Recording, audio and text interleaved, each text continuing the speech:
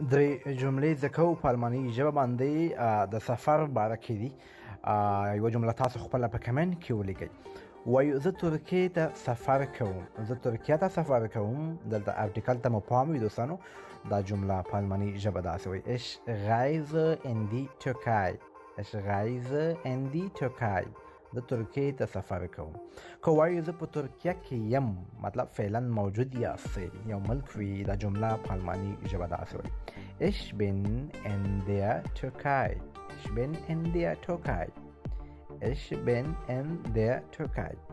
که وایو موږ چاته وایو ملګرو ته وایو، که څوک سفر لري ورته وایو هغه نه بعد بیا چیرته سفر کوي. هغه نه بعد چې کله ترکیه ته لاړ شي، هغه نه بعد بیا چیرته سفر کوي.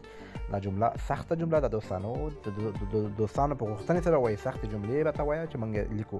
دا جمله څنګه وایو په کمنټ کې تاسو ولیکئ.